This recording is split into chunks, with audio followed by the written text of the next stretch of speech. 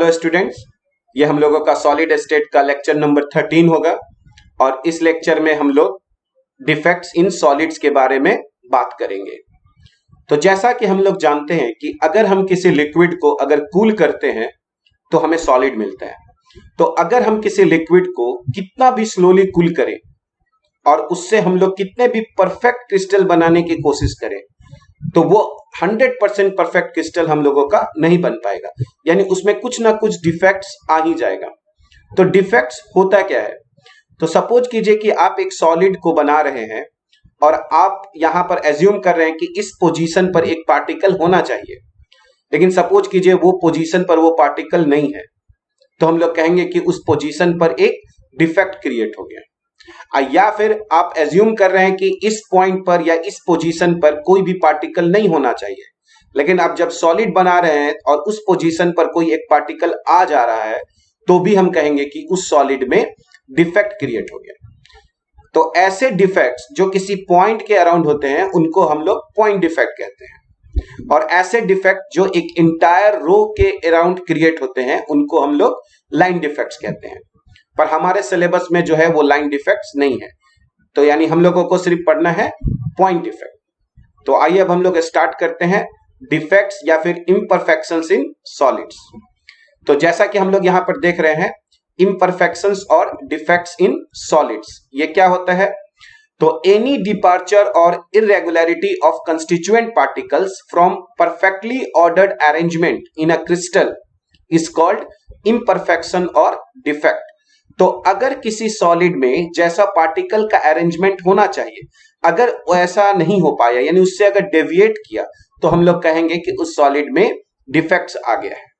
ठीक है, तो जैसा पार्टिकल्स का ऑर्डर होना चाहिए था अगर वैसे ऑर्डर में पार्टिकल्स अनअरेंज नहीं है तो हम लोग कहेंगे कि उस सॉलिड में डिफेक्ट आ गया है। तो हमारे पास कितने टाइप के डिफेक्ट्स हो गए? तो हमारे पास मेनली जो है वो दो टाइप्स के डिफेक्ट होते हैं। The defects are of two types. पहला जो है वो पॉइंट डिफेक्ट्स है और दूसरा जो है वो लाइन डिफेक्ट है। पॉइंट डिफेक्ट क्या होता है? अगर कोई डिफेक्ट किसी एक पॉइंट के अराउंड क्रिएट हुआ, ठीक है, यानी अगर उस पॉइंट पर एटम होना चाहिए और वो नहीं है तो हम कहेंगे कि वहां एक वैकेंसी डिफेक्ट क्रिएट हो गया। और अगर किसी पॉइंट पर कोई एटम नहीं होना चाहिए और अगर वहां पर कोई एटम मौजूद है तो हम लोग कहेंगे कि वो इंटरस्टिशियल डिफेक्ट है। तो अगर कोई डिफेक्ट किसी पॉइंट के अराउंड क्रिएट हुआ है तो उसको हम लोग पॉइंट डिफेक्ट कहते हैं, और अगर कोई डिफेक्ट इंटायर रोज के अराउंड क्रिएट हो गया है तो हम लोग उसको लाइन डिफेक्ट कहते हैं। इसलिए the defects are of two types, एक पॉइंट डिफेक्ट्स और दूसरा लाइन डिफेक्ट्स।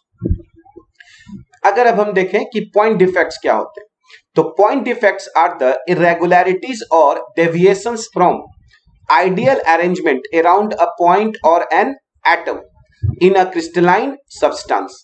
तो अगर किसी क्रिस्टलाइन सब्सटेंस में किसी पॉइंट के अराउंड अगर कोई डिफेक्ट क्रिएट हो गया, ठीक है, तो उसको हम लोग पॉइंट डिफेक्ट कहते हैं। जबकि whereas the line defects are the irregularities और deviations from ideal arrangement in entire rows of lattice points.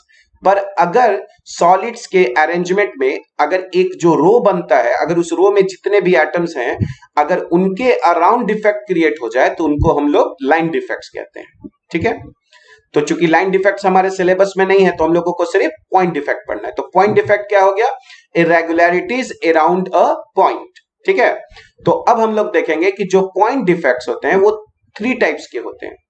एक हमारा होता है स्टैक्योमेट्रिक पॉइंट डिफेक्ट या स्टैक्योमेट्रिक डिफेक्ट, दूसरा जो होता है हमारा इंप्योरिटी डिफेक्ट होता है, और तीसरा जो होता है वो नॉन स्टैक्योमेट्रिक डिफेक्ट होता है। तो जैसा कि हम लोग यहां पर देख सकते हैं point defects can be classified into three types. एक स्टैक्योमेट्रिक डिफेक्ट्स है, दूसरा इंप्योरिटी डिफेक्ट्स है, और तीसरा जो है वो नॉन स्टैक्योमेट्रिक डिफेक्ट है। तो अब हम लोग फर्स्ट डिफेक्ट के बारे में पढ़ेंगे जो है वो स्टैक्योमेट्रिक डिफेक्ट। स्टैक्योमेट्रिक डिफेक्ट का मतलब होता है कि ऐसे डिफेक्ट के रहने से सॉलिड्स के फॉर्मूला पर कोई भी प्रभाव नहीं पड़ेगा, यानी अगर पहले भी सॉलिड का फॉर्मूला ए बी है तो बाद में भी सॉलिड का फॉर्मूला ए बी होगा, चाहे वो उसमें डिफेक्ट है या फिर डिफेक्ट नहीं है। तो जैसा कि अगर हम लोग स्टैक्योमेट्रिक डिफेक्ट के बारे में देखें तो these are the point defects that do not disturb the stoichiometry of the solid, यानी इस डिफेक्ट के रहने से सॉलिड के फॉर्मूला पर कोई प्रभाव नहीं पड़ेगा। They are also called intrinsic और थर्मोडायनेमिक इफेक्ट। चूंकि ये डिफेक्ट हम लोग हीट करके भी प्रोड्यूस कर सकते हैं, इसलिए इसको थर्मोडायनेमिक इफेक्ट कहते हैं। और इंट्रिंसिक का मतलब प्योर एक तरह से होता है, तो इसीलिए हम लोग ऐसे डिफेक्ट को इंट्रिंसिक या फिर थर्मोडायनेमिक डिफेक्ट्स भी बोलते हैं। अगर अब हम लोग देखें तो स्टोइकियोमेट्रिक डिफेक्ट भी दो प्रकार के होते हैं, एक वैकेंसी डिफेक्ट होता है और एक इंटरस्टिशियल डिफेक्ट होता है। तो वैकेंसी डिफेक्ट क्या है? तो जैसा कि नाम ही सजेस्ट कर रहा है, वैकेंसी डिफेक्ट का मतलब होगा कि किसी पोजीशन पर एटम को होना चाहिए पर वहां पर एटम नहीं है, तो वहां पर एक वैकेंसी क्रिएट हो गया। तो ऐसे सॉलिड को कहेंगे कि आपके पास जो है वो वैकेंसी डिफेक्ट है। इंटरस्टिशियल डिफेक्ट क्या हुआ? तो इंटरस्टिशियल साइट्स क्या होते हैं? तो जब भी सॉलिड रीअरेंज करते हैं तो हमारे पास कुछ है ना छोटे छोटे स्पेस खाली बच जाते हैं, तो उन्हीं को हम लोग इंटरस्टिशियल साइट्स बोलते हैं। तो अगर इंटरस्टिशियल साइट्स पे कोई एटम्स आ गया तो हम लोग कहेंगे कि ऐसे सॉलिड्स के पास इंटरस्टिशियल डिफेक्ट आ गया। तो अगर हम लोग यहां पर देखें वैकेंसी डिफेक्ट, तो वैकेंसी डिफेक्ट क्या होता है? When some of the lattice sites are vacant, अगर कुछ लैटिस साइट्स जो है वो वैकेंट हो गए, यानी वहां से एटम जो है वो डिस्प्लेस हो गए हैं, the crystal is said to have vacancy defect, तब हम लोग कहेंगे कि क्रिस्टल के पास वैकेंसी डिफेक्ट है। This result in decrease in density of the substance, और इस डिफेक्ट के होने से चूंकि यहां पर एटम्स कम हो रहे हैं तो हम लोग कहेंगे कि जो सॉलिड का जो डेंसिटी है वो यहां पर कम हो जाएगा। तो जैसा कि हम लोग इस फिगर में देख सकते हैं, यहां पर अगर हम लोग देखें तो यहां पर एक एटम होना चाहिए था पर नहीं है, तो हम कहेंगे कि यहां पर एक वैकेंसी डिफेक्ट क्रिएट हो गया। उसी तरह हम लोग यहां पर भी कहेंगे कि एक वैकेंसी डिफेक्ट क्रिएट हो गया, और इस वैकेंसी डिफेक्ट के क्रिएट होने से इस सॉलिड का जो डेंसिटी है वो चेंज हो जाएगा। तो वैकेंसी डिफेक्ट क्या हुआ कि किसी पोजीशन पर एटम होना चाहिए था पर वहां पर एटम नहीं है, वहां पर अब वो वैकेंट स्पेस है, तो हम लोग कहेंगे कि इसके सॉलिड में वैकेंसी डिफेक्ट है। सेकंड जो है वो हम लोगों का वो है इंटरस्टिशियल डिफेक्ट। तो इंटरस्टिशियल डिफेक्ट क्या हुआ? तो व्हेन सम कंस्टिट्यूएंट पार्टिकल्स, वो एटम्स भी हो सकते हैं या मॉलिक्यूल्स भी हो सकते हैं, also occupy an interstitial site, तो जो बीच में जो खाली जगह है अगर वो कोई एटम उस साइट्स को जो इंटरस्टिशियल साइट्स है अगर उसको ऑक्यूपाई करता है तो हम लोग कहते हैं कि ऐसे सॉलिड्स के पास इंटरस्टिशियल डिफेक्ट है, यानी जहां पर एटम नहीं होना चाहिए वहां पर भी एटम है। ठीक है, the crystal is said to have interstitial defect. और इस डिफेक्ट के होने से क्या होगा? चूंकि एटम नहीं था लेकिन अब आ चुका है तो डेंसिटी क्या हो जाएगा? बढ़ जाएगा। तो this defect increases the density of the substance. तो जैसा कि हम लोग यहाँ पर एक फिगर देख रहे हैं, तो इस फिगर में अगर हम लोग देखें यहाँ पर, तो यहाँ पर एटम को नहीं होना चाहिए था लेकिन यहाँ पर एक एटम आ चुका है। फिर उसी तरह इस पोजीशन पर भी एटम को नहीं होना चाहिए था, है ना, क्योंकि एटम्स जो है वो इस ढंग से अरेंज हो रहे हैं, 4-4 यहां पर दिखाया जा रहा है, तो एटम्स इस ढंग से अरेंज हो रहे हैं, तो ये बीच में एटम नहीं होना चाहिए था, तो हम कहेंगे कि यही जो साइट है ये हमारा इंटरस्टिशियल साइट है और यहां पर एक एटम आ गया, तो हम लोग कहेंगे कि इस सॉलिड में इंटरस्टिशियल डिफेक्ट आ गया है। ठीक है, अगर हम लोग एक आयोनिक सॉलिड के बारे में बात करें तो आयोनिक सॉलिड में एक लिमिटेशन होता है कि उसमें जितने पॉजिटिव चार्ज होने चाहिए उतने ही निगेटिव चार्ज भी होने चाहिए। यानी कि एक जो आयोनिक सॉलिड है उसमें सिंपल वैकेंसी डिफेक्ट या सिंपल इंटरस्टिशियल डिफेक्ट नहीं हो सकता है। मतलब आप सिर्फ कटायंस को बाहर नहीं निकाल सकते क्योंकि उससे निगेटिव चार्ज ज्यादा हो जाएगा, या फिर उस आप कभी निगेटिव चार्ज को बाहर नहीं निकाल सकते हैं क्योंकि उससे पॉजिटिव चार्ज ज्यादा हो जाएगा। तो किसी भी आयोनिक सॉलिड में जितना पॉजिटिव चार्ज है उतना ही निगेटिव चार्ज होना चाहिए था, और इसीलिए आयोनिक सॉलिड्स में सिंपल वैकेंसी डिफेक्ट या सिंपल इंटरस्टिशियल डिफेक्ट के जगह हम लोग कहते हैं कि इनके पास अलग से स्टोइकियोमेट्रिक डिफेक्ट होते हैं और उनको हम लोग कहते हैं फ्रैंकल डिफेक्ट और शॉटकी डिफेक्ट। तो आइए अब हम लोग देखते हैं कि फ्रैंकल डिफेक्ट क्या होता है। तो फ्रैंकल डिफेक्ट में क्या होता है कि कुछ आयंस अपने पोजीशन से मिसिंग होते हैं लेकिन वो अपने ही क्रिस्टल में कहीं दूसरे साइड को ऑक्यूपाई करते हैं, यानी वो एक जगह से वैकेंसी क्रिएट करते हैं और दूसरे जगह पर वो इंटरस्टिशियल डिफेक्ट क्रिएट करते हैं। तो ऐसे डिफेक्ट को हम लोग फ्रैंकल डिफेक्ट कहते हैं। तो देखिए जैसे कि फ्रैंकल डिफेक्ट में क्या हो रहा है कि इन this defect the smaller ion, जो कि यूजुअली क्या होते हैं, कटायंस होते हैं, is dislocated from its normal site, जो अपने पोजीशन से है ना अलग हट जाते हैं, टू एन इंटरस्टिशियल साइट्स, और वो अपने नॉर्मल साइट को छोड़कर एक इंटरस्टिशियल साइट को ऑक्यूपाई कर लेते हैं, ठीक है। It creates a vacancy defect at its original site, तो ओरिजिनल साइट पर क्या क्रिएट हो जाएगा, वैकेंसी डिफेक्ट, क्योंकि वहां से तो एटम निकल चुका है, and an interstitial defect at its new location, और न्यू लोकेशन पर कैसा डिफेक्ट आ गया है, इंटरस्टिशियल डिफेक्ट, क्योंकि वहां पर एटम होना नहीं चाहिए था और वहां पर एटम अब आ चुका है, ठीक है। तो ऐसे डिफेक्ट्स नॉर्मली उन्हीं सॉलिड्स में होते हैं जिनमें कटायन का साइज काफी छोटा होता है, ताकि वो इंटरस्टिशियल साइट्स को ऑक्यूपाई कर सके। तो अगर हम लोग देखें कि ऐसे डिफेक्ट्स किन किन सॉलिड्स में होता है, तो नॉर्मली ऐसे डिफेक्ट्स हम लोग कहते हैं ZnS में है, AgCl में है, AgBr में है और AgI में है, क्योंकि Zn2+ और Ag+ का साइज काफी छोटा होता है। और चूंकि इसमें जो हमारे आयंस हैं वो एक पोजीशन को छोड़ के दूसरे पोजीशन को ऑक्यूपाई कर रहे हैं, तो इससे उनके डेंसिटी पे कोई प्रभाव नहीं पड़ता है। यानी फ्रैंकल डिफेक्ट में सॉलिड का जो डेंसिटी है वो चेंज नहीं होता है। तो जैसा कि अगर हम लोग इस फिगर को देखें यहां पर, तो हम लोगों को इस फिगर में ध्यान से अगर यहाँ पे दिखाई देंगे तो यहां पर एक पॉजिटिव चार्ज होना चाहिए था, पर यहां पर एक पॉजिटिव चार्ज नहीं है, तो यहां पर एक वैकेंसी डिफेक्ट क्रिएट हो गया, और यही पॉजिटिव चार्ज जो है वो अब यहां से हटकर यहां पर आ गया, जो कि यहां पर कोई चार्ज होना नहीं चाहिए था। तो ये एक यहां पर डिफेक्ट क्रिएट हो गया, इंटरस्टिशियल डिफेक्ट। तो यहां पर वैकेंसी डिफेक्ट क्रिएट हुआ और यहां पर इंटरस्टिशियल डिफेक्ट क्रिएट हुआ, लेकिन इससे इस सॉलिड के डेंसिटी पे कोई चेंज नहीं हो गया। तो फ्रैंकल डिफेक्ट से क्या पूछा जाता है कि फ्रैंकल डिफेक्ट नॉर्मली वैसे सॉलिड्स में होते हैं जिनमें कटायन का साइज छोटा होता है, जैसे Ag+ हो या Zn2+ हुआ, और ये जो डिफेक्ट्स होते हैं जब रहेंगे किसी सॉलिड में तो उससे उनका डेंसिटी कोई चेंज नहीं होगा। दूसरा जो डिफेक्ट है वो हमारा शॉर्टकी डिफेक्ट है। शॉर्टकी डिफेक्ट में क्या होता है कि जितने कटायंस मिसिंग होते हैं उतने ही एनायंस भी मिसिंग होते हैं, यानी इक्वल नंबर ऑफ कटायंस और equal number of anions missing होते हैं, और इसी कारण से ऐसे सॉलिड्स का जो डेंसिटी है वो कम हो जाता है। तो अब अगर हम लोग सेकंड देखें तो शॉर्टकी डिफेक्ट है।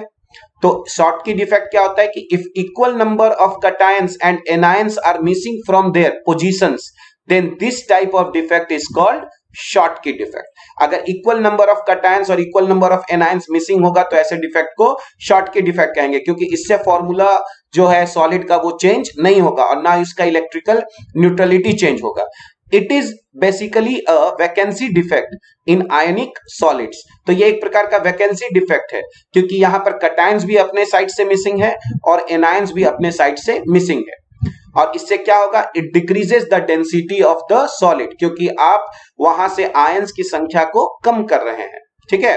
तो अगर हम लोग देखें कि ऐसे डिफेक्ट किन किन सॉलिड्स में होते हैं, तो नॉर्मली ऐसे डिफेक्ट्स हमारे NaCl, KCl, CHCl या AgBr में होते हैं। और यहां पर एक काफी इंपॉर्टेंट पॉइंट निकल के आ रहा है कि जो AgBr सॉलिड होता है उसमें वैकेंसी, जो हम लोग पहला डिफेक्ट पढ़े थे फ्रैंकल डिफेक्ट, तो AgBr में फ्रैंकल डिफेक्ट भी होता है और शॉर्टकी डिफेक्ट भी होता है। इसलिए ये क्वेश्चन बहुत पूछा जाता है कि वो कौन सा सॉलिड है जिसमें फ्रैंकल डिफेक्ट भी होता है और Ag और हमारा शॉर्टकी डिफेक्ट भी होता है। तो AgBr एक ऐसा सॉलिड है जिसमें फ्रैंकल डिफेक्ट भी है और शॉर्टकी डिफेक्ट भी है। तो नॉर्मली अगर हम लोग देखें कि NaCl सॉलिड में हमारे पास अगर 10⁻16 आयंस, अगर इतने सारे आयंस होंगे 10⁻16 आयंस, तब हमारे पास कितने शॉर्टकी डिफेक्ट होंगे, 1। यानी NaCl में देयर इज 1 शॉर्टकी डिफेक्ट पर 10⁻16 आयंस। तो इतने आयंस पर हमारे 1 शॉर्टकी डिफेक्ट होंगे। तो फ्रैंकल डिफेक्ट क्या हो गया कि कुछ आयंस अपने पोजीशन से मिसिंग है, लेकिन वो उसी क्रिस्टल में किसी दूसरे पोजीशंस को ऑक्यूपाई किए हैं। तो पहले वाले जगह पे वैकेंसी डिफेक्ट क्रिएट हो गया और दूसरी जगह पर इंटरस्टिशियल डिफेक्ट क्रिएट हो गया। जबकि शॉर्टकी डिफेक्ट में क्या होता है कि equal number of cations and anions are missing, यानी ये बेसिकली वैकेंसी है ना डिफेक्ट क्रिएट करते हैं। अगर हम लोग यहाँ पर अब एक फिगर देखें तो जैसा कि हम लोग यहाँ पर देख रहे हैं ये निगेटिव है, पॉजिटिव है, निगेटिव है, तो यहाँ पर पॉजिटिव होना चाहिए, तो यहाँ से एक पॉजिटिव जो आयन है वो मिसिंग है। उसी तरह अगर हम लोग यहाँ पर देखें तो हमारा एक निगेटिव आयन होना चाहिए था, वो भी मिसिंग है, यानी एक पॉजिटिव और एक निगेटिव आयन मिसिंग हो गया। फिर अगर हम लोग यहाँ पर देखें तो एक निगेटिव आयन मिसिंग हो गया। फिर अगर हम लोग यहाँ पर देखें तो एक पॉजिटिव आयन मिसिंग हो गया। तो अगर यहाँ पर इस पूरे सॉलिड में देखें तो हमारे दो पॉजिटिव आयंस मिसिंग है और दो नेगेटिव आयंस मिसिंग है, इसलिए इक्वल नंबर ऑफ कैटायंस और equal number of anions missing होना चाहिए, है ना, ताकि जो इलेक्ट्रिकल न्यूट्रलिटी है वो मेंटेन रखे, ना पॉजिटिव चार्ज ज्यादा हो और ना ही निगेटिव चार्ज ज्यादा हो। ठीक है, अब हम लोग सेकंड डिफेक्ट पढ़ते हैं जिसको हम लोग कहते हैं इंप्यूरिटी डिफेक्ट। तो इंप्यूरिटी डिफेक्ट क्या होता है? तो जैसा कि ये नाम ही बता रहा है कि हम लोग किसी सॉलिड को बना रहे हैं पर उसमें कुछ इंप्यूरिटीज आ रहे हैं, यानी कुछ फॉरेन मटेरियल्स आ जा रहे हैं। जैसे मान लिया जाए कि अगर हम लोग NaCl सॉलिड को फॉर्म कर रहे हैं, ठीक है, तो जब हम लोग NaCl सॉलिड को फॉर्म कर रहे हैं और उसमें कुछ इंप्यूरिटी आ गया है स्ट्रोंशियम क्लोराइड SrCl2, तो हम लोग जानते हैं कि स्ट्रोंशियम पर जो वैलेंसी होता है या जो चार्ज आता है वो +2 होता है, जबकि सोडियम पर जो चार्ज आता है वो +1 होता है। तो जब भी SrCl2 NaCl के साथ आ जाएगा तो हम लोग को 2 Na+ हटाना पड़ेगा, तो 2 Na+ हटाना पड़ेगा। तो चूंकि हमने 2 पॉजिटिव चार्ज हटाया है तो उसके जगह 2 पॉजिटिव चार्ज भी लाना पड़ेगा, पर हम लोग एक SR2+ का आयन लेकर आएंगे क्योंकि एक ही आयन पर कितने चार्ज हो गए? 2+, यानी 2 Na+ को हम लोग रिप्लेस करके 1 SR2+ लाएंगे, तो उससे क्या होगा? 1 SR2+ 1 Na+ के पोजीशन को ऑक्यूपाई कर लेगा, लेकिन एक जो पोजीशन है वो हमारा खाली हो जाएगा, यानी जितने SR2+ के आयंस होंगे उतना ही हमारा खाली जो है वो पोजीशंस रहेगा। तो अगर हम लोग इंप्यूरिटी डिफेक्ट को देखें तो जैसा कि यहां पर कहा गया है, this defects are due to presence of some foreign materials या foreign particles in the crystal. अगर कुछ बाहर के पार्टिकल्स इसमें आ गए हैं तब हम लोग कहेंगे कि उसमें इंप्यूरिटी डिफेक्ट क्रिएट हो गया है। जैसे कि when molten NaCl containing a little amount of strontium chloride is crystallised, अगर हम लोग मोल्टन NaCl को क्रिस्टलाइज कर रहे हैं और अगर उसमें बहुत थोड़े अमाउंट में स्ट्रोंशियम क्लोराइड भी मिला हुआ है तो क्या होगा? Some of the sites of Na+ ions are occupied by SR2+ ions, तो कुछ Na+ आयंस वहां से हट जाएंगे और उनके जगह SR2+ आयंस आएंगे। अगर हम लोग 2 Na+ हटाए हैं तो एक SR2+ लेकर आना होगा, और इसीलिए हम लोग यहां पर कह सकते हैं कि each SR2+ ions replaces 2 Na+ ions, it occupies the site of 1 Na+ ion and the other site of Na+ ions remains vacant. तो एक पोजीशन पर SR2+ आ जाएगा और एक पोजीशन जो Na+ का था वो हमारा वैकेंट हो जाएगा। ठीक है, the cationic vacancies thus produced are equal to the number of SR2+ ions. ये बहुत इंपॉर्टेंट है कि जितने SR2+ आयंस आएंगे उतने ही हमारा वैकेंसीज क्रिएट हो जाएगा, क्योंकि अगर हम एक SR2+ लेकर आएंगे तो हमको 2 Na+ हटाना पड़ेगा, एक Na+ की जगह SR2+ खुद बैठ जाएगा और एक पोजीशन हमारा वैकेंट हो जाएगा। ठीक है, तो जितने हमारे पास SR2+ के आयंस होंगे हमारे सॉलिड में उतने ही हमारे पास वैकेंट साइट्स भी होंगे। जैसे कि हम लोग यहां पर देखें कि another similar example is the solid solution of CdCl2 and AgCl। तो जैसा कि हम लोग जानते हैं कि Ag जो Cl है उस पर Ag पर चार्ज +1 है और CdCl2 में Cd पे चार्ज +2 है। तो अगर हम लोग AgCl सॉलिड बना रहे होंगे उसके मोल्टेन फॉर्म से तो क्या होगा? तो 2Ag+ रिप्लेस हो जाएगा 1 Cd2+ आयन से, तो 1 Cd2+ आयन 1 Ag+ के साइड को ऑक्यूपाई कर लेगा और अदर साइड जो है वो हमारा वैकेंट हो जाएगा। जैसा कि हम लोग यहाँ पर देख रहे हैं, ये हमारे पास एक फिगर है, तो हम लोगों ने क्या किया कि यहाँ पर एक Na+ यहां से हटाया और एक Na+ हम लोग यहां से हटाए, तो 2 Na+ हट गया, एक के जगह कौन आ गया? SR2+ ion. तो यहाँ पर अब जितने पॉजिटिव चार्ज है उतने ही निगेटिव चार्ज है, लेकिन एक ये जो पोजीशन है ये हमारा यहाँ पर है ना वैकेंसी क्रिएट हो गया। यानी इंप्यूरिटी डिफेक्ट में एक पॉइंट याद रखना है कि अगर हम किसी मोनोवैलेंट कटायन को रिप्लेस कर रहे हैं डाइवैलेंट कटायन से तो हमारे पास जितने जो है डाइवैलेंट कटायंस होंगे उतने ही हमारे पास वैकेंसीज भी होंगे।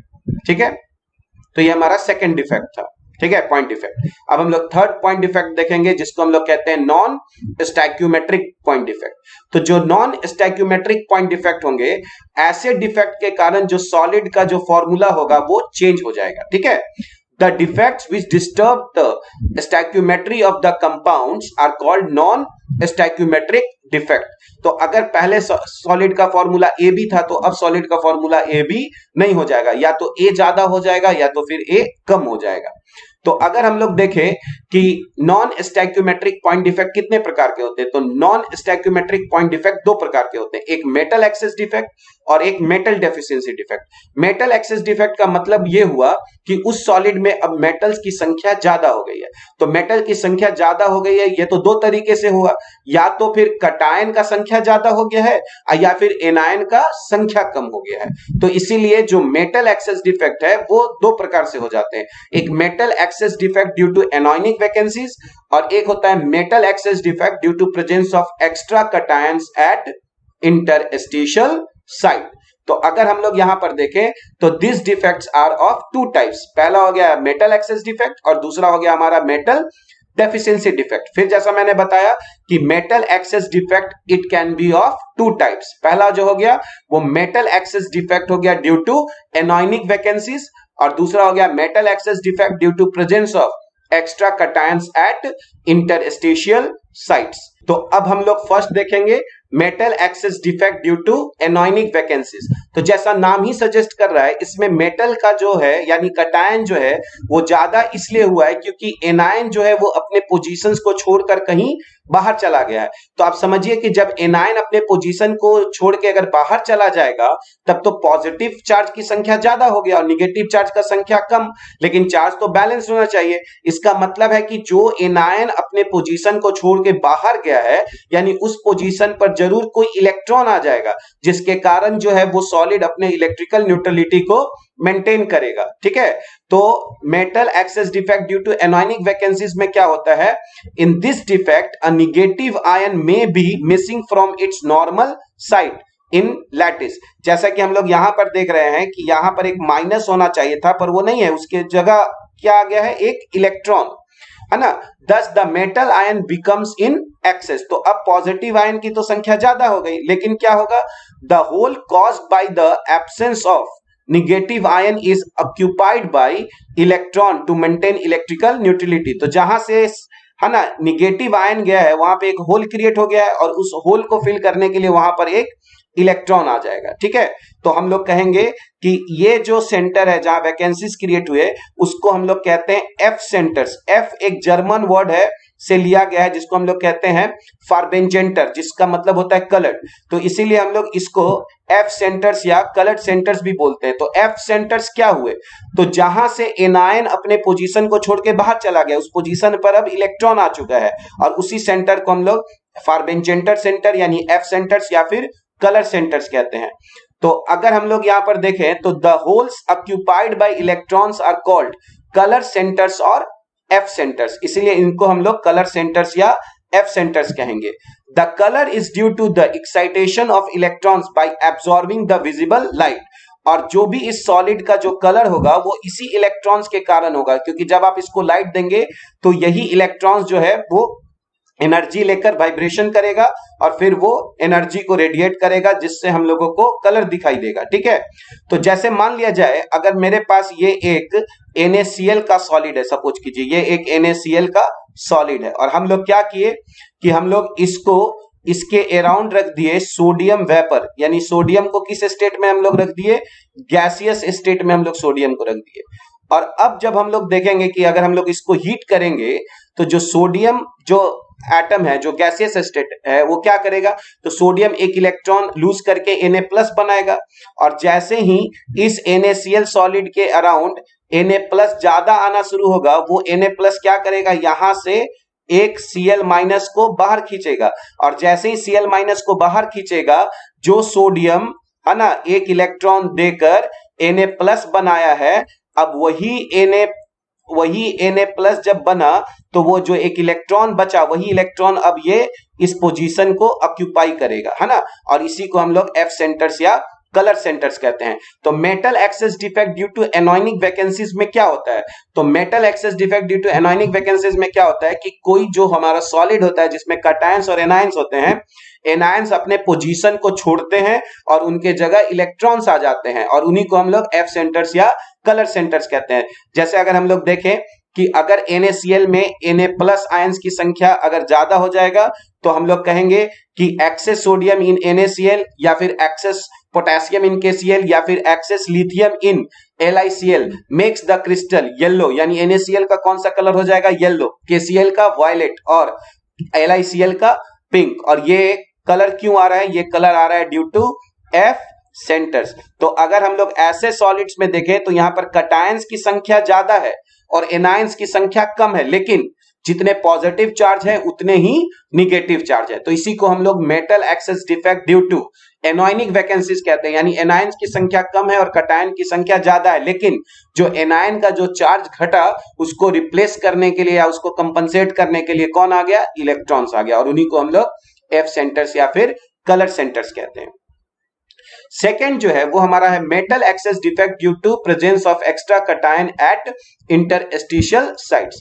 जैसे कि अगर हम लोग है ना प्योर जिंक ऑक्साइड को देखें जो Zn2+ और ऑक्साइड यानी ऑक्सीजन 2- से मिलकर बना है, तो अगर हम प्योर ZnO को देखेंगे तो वो व्हाइट होगा, लेकिन जैसे ही हम लोग ZnO को हीट करते हैं तो उसका कलर येलो हो जाता है, क्योंकि जब हम लोग ZnO को हीट करते हैं तो क्या होता है कि Zn2+ और O2-, ठीक है, ये दोनों अलग हो जाते हैं और ऑक्सीजन का जो 2- है वो 2 इलेक्ट्रॉन देकर है ना हाफ O2 में बन जाता है, यानी ऑक्सीजन गैस में बन जाता है। तो जो ऑक्सीजन का जो 2- है, जैसे ये टूट गया हम लोगों का Zn2+ में, है ना, Zn2+ में, और किस में टूट गया? है ना, ऑक्सीजन 2- में। तो जैसे ही ZnO टूटा Zn2+ और ऑक्सीजन 2- में, ऑक्सीजन 2- 2 इलेक्ट्रॉन देकर किस में कन्वर्ट हो गया? हाफ O2 में, और वो गैस था तो बाहर निकल गया। तो अब हमारे पास क्या बच गए? अब हमारे पास Zn2+ बच गए और साथ ही साथ 2 इलेक्ट्रॉन बच गए। तो ये जो है, ये चूंकि Zn2+ का साइज छोटा होता है हम लोग जानते हैं, तो अब ये और ये दोनों यानी Zn2+ और 2 इलेक्ट्रॉन है ना उसी क्रिस्टल में कहीं इंटरस्टिशियल साइट्स को ऑक्यूपाई कर लेंगे, और अब हम लोग देखेंगे तो वहां से Zn2+ का संख्या अब हम लोगों को ज्यादा मिलना शुरू हो जाएगा। यानी अब हम लोग देखें in this case there are extra positive ions occupying interstitial sites and the electrons in another interstitial sites to maintain electrical neutrality. जैसे for example जिंक ऑक्साइड यानी ZnO is white in color at room temperature. On heating it loses oxygen and turns yellow. तो yellow क्यों हुआ? क्योंकि फिर से हमारे पास ये जो इलेक्ट्रॉन्स आ गए वो इंटरस्टिशियल साइट्स पे चले गए, तो हमारा फिर से एफ सेंटर्स या कलर सेंटर्स फॉर्म होना शुरू हो गया। The excess Zn2+ ions move to interstitial sites and the electrons to neighboring interstitial sites. और अब इससे क्या हो गया? Zn2+ का जो संख्या है वो बढ़ गया और ऑक्साइड 2- का संख्या घट गया। Now there is excess of zinc in the crystals and its formula becomes Zn1+ X और O। तो अब देखिए अब हमारा जिंक ऑक्साइड का फॉर्मूला जो है वो ZnO नहीं हुआ, ये 1:1 में नहीं रहा। Zn का संख्या Zn2+ का संख्या ज्यादा हो गया, क्योंकि ऑक्साइड 2- 2 इलेक्ट्रॉन देकर हाफ O2 बन गया और वो गैस के फॉर्म में बाहर चला गया, और इलेक्ट्रॉन और Zn2+ कहां पर आ गए? इंटरस्टिशियल साइट्स पे आ गए। ठीक है, तो अगर हम लोग यहां पर देखें तो हम लोग ने यहां पर एक कटायन को रिप्रेजेंट किया है। तो यहां पर ये सॉलिड था, है ना, जब इसको हम लोग ने हीट किए तो कुछ कटायंस अपने पोजीशन से डिस्प्लेस हो गए, है ना, एनायन तो बाहर चला गया और ये जो कटायन है वो आ गया इंटरस्टिशियल साइट्स पे, और जो इलेक्ट्रॉन्स थे जो एनायन ने इलेक्ट्रॉन दिया था वो आ गए दूसरे इंटरस्टिशियल साइट्स पे। तो इस तरह से जो डिफेक्ट क्रिएट होता है उसको हम लोग मेटल एक्सेस डिफेक्ट कहते हैं due to presence of extra cations at interstitial sites. ठीक है, अब हम लोग देखेंगे मेटल डेफिशिएंसी डिफेक्ट। तो ये डिफेक्ट नॉर्मली वैसे सॉलिड में होता है जिसमें हम लोग के कटायंस के पास वेरिएबल वैलेंसीज होते हैं। जैसे अगर हम लोग कहें FeO, है ना, आयरन ऑक्साइड, तो FeO में जैसा हम लोग जानते हैं Fe में 2 टाइप का वैलेंसी होता है, एक +2 भी होता है और एक +3 भी होता है। तो जब FeO क्रिस्टलाइज होता है तो कुछ Fe2+ आयंस रिप्लेस हो जाते हैं किससे? Fe3+ आयंस से। तो जैसे हम लोग जानते हैं Fe2+ पे कितने यूनिट का पॉजिटिव चार्ज है, 2 यूनिट का पॉजिटिव चार्ज है। तो अगर हम लोग 3 Fe2+ हटाएंगे तो कितने पॉजिटिव चार्ज हट गए, 6। तो उसके जगह हम लोग को 2 Fe3+ लाना पड़ेगा क्योंकि इलेक्ट्रिकल न्यूट्रलिटी को मेंटेन करना है। तो 3 Fe2+ ions are replaced by 2 Fe3+ ions. तो आप देखिए कि Fe का जो संख्या है वो कम हो गया, यानी यहाँ पर जो मेटल है वो डेफिशिएंट हम स्टेट में आ गया, इसीलिए उसको हम लोग कहते हैं मेटल डेफिशिएंसी डिफेक्ट। तो देखिए metal deficiency defect arises due to presence of क्या है, less number of cations than the anions. तो इसमें कटायंस की संख्या कम और एनायंस की संख्या ज्यादा हो जाएगा। This defect is observed in A crystal in which the cations have variable oxidation states. जैसा कि अगर हम लोग यहां पर देखें, इन क्रिस्टल्स ऑफ FeO, ठीक है, some Fe2+ cations are missing and the loss of positive charge is made up by the presence of required number of Fe3+ ions, ठीक है। तो जैसा कि हम लोग देख रहे हैं कि अगर Fe3+ आयन का अगर हम लोग 3 है ना नंबर्स अगर हटाए, यानी 3 Fe2+ अगर आयंस हटाए तो कितने प्लस हट जाएंगे, 6+ हट जाएंगे। तो उनके जगह हमको कितने Fe3+ लाने पड़ेंगे, 2। तो एक साइड हमारा क्या हो जाएगा, वैकेंट। यानी हम लोग जितने Fe3+ लाएंगे, कितने Fe3+, 2 Fe3+ लाए, तो जितने Fe3+ आयंस आएंगे उसके जो है हाफ नंबर में हमारा वैकेंट साइड्स होगा। अगर हम लोग 4 Fe3+ लेकर आए, यानी हम लोग ने टोटल 12 चार्ज हटाया है, तो उसके लिए हम लोग ने 6 Fe2+ हटाया होगा, यानी 6 Fe2+ are replaced bye 4 Fe3+ ions. तो 4 तो Fe3+ आयंस जो है वो पोजीशंस को ऑक्यूपाई कर लेंगे, और हमने हटाया तो 6 Fe2+ है, तो 2 Fe2+ का जो पोजीशंस है वो खाली हो गया। तो अगर हम लोग यहां पर देखें, metal deficiency defect arises due to the presence of less number of cations than the anions. This defect is observed in a crystal in which the cations have variable oxidation states. जैसे in crystals of FeO some Fe2+ cations are missing and the loss of positive charge is made up by the presence of required number of Fe3+ ions. यहां तक हम लोग ने देख चुका था। अब हम लोग यहां पर एक एग्जांपल देखते हैं, Fe0.95O। इसका क्या मतलब हुआ, इसका मतलब यह हुआ कि अगर हमारे पास ऑक्साइड आयन की संख्या कितनी है, अगर 100 है, तो इसका मतलब यह हुआ कि Fe का कुल संख्या हमारे पास 95 है, ठीक है। इसीलिए अगर ऑक्सीजन 1 है तो आयरन की संख्या 0.95 है, तो अगर ऑक्सीजन को हम लोग 100 मानेंगे तो Fe की संख्या 95 हो जाएगा, और इस Fe में Fe2+ भी है और Fe3+ भी है। तो आप एक बात बताइए, यहां पर है ना हमारे पास ऑक्साइड आयन की संख्या कितनी है, तो हमारे पास ऑक्साइड आयन की संख्या 100 है, और Fe2+ और Fe3+ की कुल संख्या कितनी है, 95। तो कितना वैकेंसी क्रिएट हुआ, तो 5। तो मैंने बताया था कि जितने Fe3+ आयंस होंगे उसका हाफ नंबर में वैकेंट साइट्स होगा। तो अगर वैकेंसी 5 है, इसका मतलब है Fe3+ आयंस की संख्या हमारे पास 10 होगा, यानी हम लोगों ने कितने पॉजिटिव चार्ज को लेकर आया है, 30। इसका मतलब है कि हम लोगों ने जरूर 15 Fe2+ हटाया होगा और उसके जगह 10 Fe3+ लेकर आया होगा, तो 5 हमारा क्या हो गया, वैकेंट साइट्स हो गए। इसीलिए हम लोग यहां पर देखें कि जो नंबर ऑफ Fe3+ आयंस होंगे वो 2 इंटू नंबर ऑफ वैकेंसीज होंगे। तो जैसा कि हम लोग इस फिगर में देख सकते हैं, है ना, पहले जो ये पोजीशन था और जो ये पोजीशन था, ये हम लोगों का Fe2+ आयंस का पोजीशन था। लेकिन क्या हुआ, Fe2+ का ये तीनों एटम हट गया और उसके जगह 2 Fe3+ आ गया, तो 2 Fe3+ ऑक्यूपाई कर लिया, और एक जो है पोजीशन हमारा क्या रह गया, खाली हो गया। तो अगर हम लोग यहां पर देखें तो यहां पर कटायंस की संख्या हमारा कम हो गया, क्योंकि हम लोगों ने 3 Fe2+ को हटाकर 2 Fe3+ से रिप्लेस किए। तो ऐसे डिफेक्ट को हम लोग मेटल डेफिशिएंसी डिफेक्ट कहते हैं। तो अभी तक हम लोगों ने क्या देखा आज के, है ना, लेक्चर में, आज के लेक्चर में हमने देखा कि जो डिफेक्ट्स होते हैं सॉलिड में वो 2 टाइप्स के होते हैं, एक पॉइंट डिफेक्ट होता है और एक लाइन डिफेक्ट होता है। हम लोग को पढ़ना है पॉइंट डिफेक्ट। पॉइंट डिफेक्ट 3 प्रकार के होते हैं, एक स्टैक्योमेट्रिक पॉइंट डिफेक्ट, एक हमारा हो गया इंप्योरिटी डिफेक्ट, और एक हो गया नॉन स्टैक्योमेट्रिक डिफेक्ट। फिर हमने देखा कि जो स्टैक्योमेट्रिक डिफेक्ट है उसको हम लोग वैकेंसी और इंटरस्टिशियल डिफेक्ट्स में बांटते हैं, और फिर आयनिक अगर सॉलिड होगा तो फ्रैंकल डिफेक्ट और शॉर्टकी डिफेक्ट में हम लोग बांटते हैं। और जो नॉन स्टैक्योमेट्रिक डिफेक्ट होता है वो फिर मेटल एक्सेस डिफेक्ट और मेटल डेफिशिएंसी डिफेक्ट हो जाता है। और मेटल जो एक्सेस डिफेक्ट होता है वो फिर से किसके कारण होता है? मेटल एक्सेस जो डिफेक्ट हो जाता है वो फिर या तो प्रेजेंस ऑफ एक्स्ट्रा कटायंस होता है, और या तो हम लोग कह सकते हैं due to absence of anions भी हो सकता है।